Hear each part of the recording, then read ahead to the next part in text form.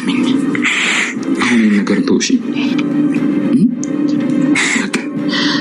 አሁን የሆነ ስልክ ፈለጊ መድብል ጋር ደውላለሁ።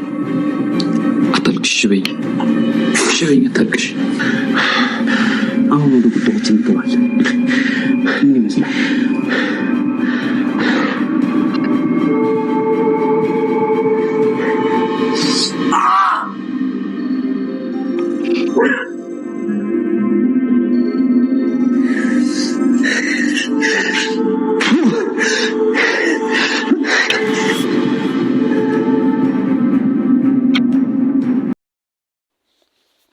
ሰላም እንዴት ናችሁ? ጋይስ በያላችሁበት ሰላማችሁ ይብዛ። እንግዲህ ዛሬ በምሳሌ ድራማ በአዲስ ክፍል መጥቻለሁ ማለት ነው። እስኪ እናንተም ላይክ፣ ሼር፣ ሰብስክራይብ በማድረግ ጀምሩ ማለት ነው።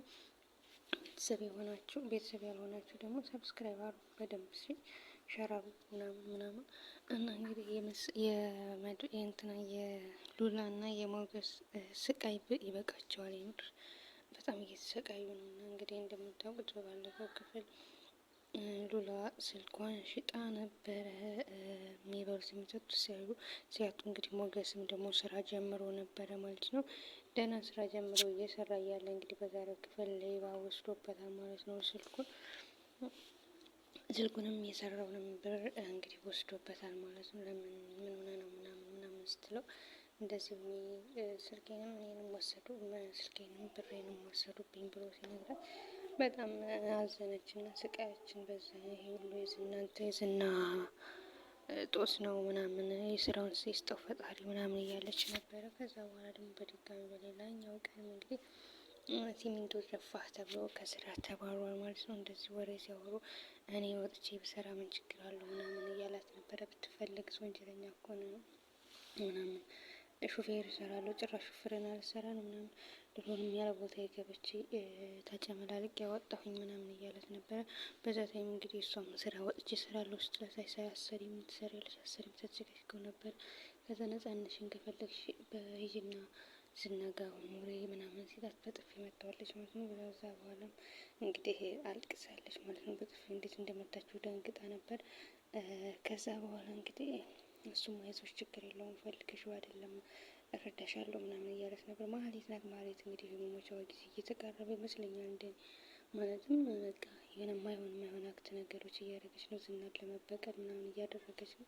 እና ደግሞ ካሌብ የሚባለውን ሆቴል ግዴታ ካላወቅ ማለት ስለ ካሌብ ብዙ ነገር ካላጣራው እያደረገች ነው። እንግዲህ ፈንጂ ልረግጥ ትፈልጋለች መሰለኝ። ሰውየው ራሱ ቢሆንስ ካሌብ ቢሆንስ እንደዛ ያደረገች ሰውዬ ማለት እንግዲህ እንዳያቸው በባለፈው ክፍል ልጅቷ ይዛት ሄዳ ነበር። ልጅቷ ይዛት ስትሄድ ከክለቡ እንግዲህ የተዋወቀችው አንድ ሰውዬ ነበር። እሱን እንግዲህ ካልጠበቅን ማለት ሄዳ እንገናኝ ምናምን ብላ ሄዳ ነበረ። ሄደው እንግዲህ ካሜራ አስቀምጣ ልብሴን እስካወልቅ ድረስ ላይ ታጥፋልኝ ብላ ይሄ ሙሉውን ቀርጻ በዛ ቪዲዮ እያስፈራራቸው ነበር። እንግዲህ 5,000,000 ብር ካላስገባ ይሄ ለሚስትህ አደርሳለሁ ምናምን ብለው ነበረ ማለት ነው። እንግዲህ እሺ ብሎ ያው ተስማምተናል ምናምን እያላት ነበር። እንግዲህ ቪዲዮውን አጠፋልሃለሁ ምናምን ብለው ነበር። እንግዲህ ብሩን ያስገባ አናውቅም፣ ጉዳዩ አለቀ ስትላት ጓደኛዋ አልቋል እያለቻት ነበረ። ግን አንቺ በጣም ከባድ ሰው ነሽ፣ ሰውዬው እንትን እንዳይልሽ ምናምን እያለቻት ነበረ። እንግዲህ ሰውዬው ደግሞ እንዳያጠቃኝ እሱ የሆነ ነገር አደርጋለሁ ካለኝ ግልባጭ ቪዲዮ አለኝ ማለት ሌላ ቪዲዮ አለኝ እያለ ነው። እንግዲህ በእንደዛው ደግሞ በዛውም በፓርት ሴቱም እንግዲህ ማህፀኔን አከራያለሁ ብላ ሌላ ወሬ ውስጥ እየገብተዋል ማለት ነው። ከእንትና ጋር ከዚህ ማነሱ ከመድሱ ጋር የደላላ ሚስት መሆን መቼም ከባድ ነገር ነው። ሌላው መድብልና ዝና ናቸው። መድብል እንግዲህ ለዝና ደውሎለት ነበረ ማለት ነው።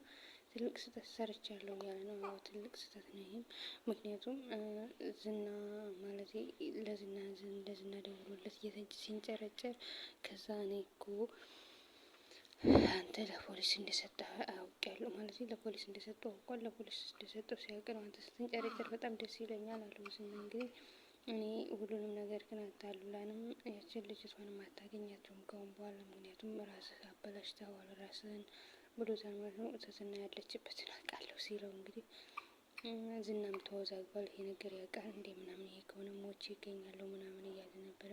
ግን እኮ መድብል ትትና ያለችበትን አያውቅም። ስለ ትትና በመጥፋቷ ምናምን ያውቃል እንጂ ስለትና አያውቅም የት እንዳለች። ስለዚህ እያሳደዱት ነው ማለት ነው።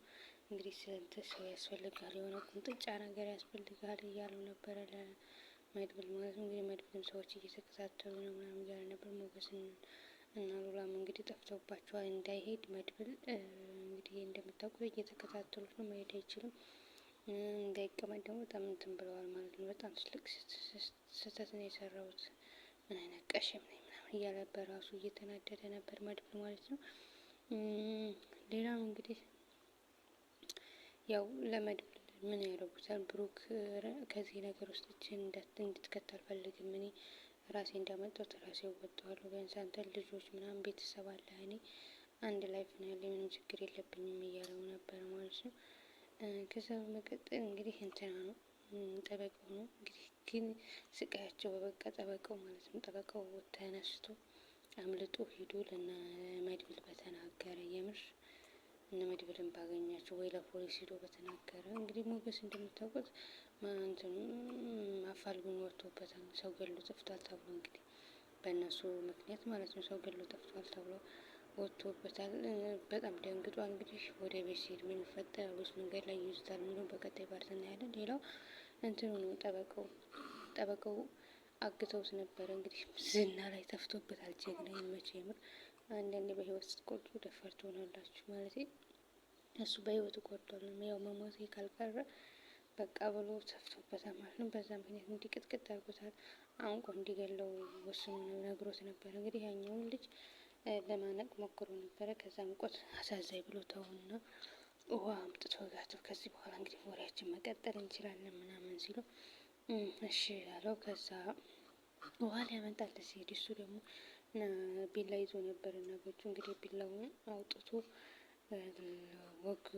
ገመዱን ቆርጦ ማለት ነው። ገመዱን ከቆረጠ በኋላ እንግዲህ ልጅየውን ውሃ ከጠጣው በኋላ አሁን በኋላ መነጋገር እንችላለን ስለ ጉዳዩ አይደለም ምናምን ብሎ እንትና ነው እንግዲህ ብድግ ብሎ አዎ ብሎ እንግዲህ ወግቶታል ማለት ነው። ከወጋው በኋላ እንግዲህ እውነት ያመልጣል ወይ ደግሞ ናይፉን እዛው ላይ ነው አልነቀለለትም።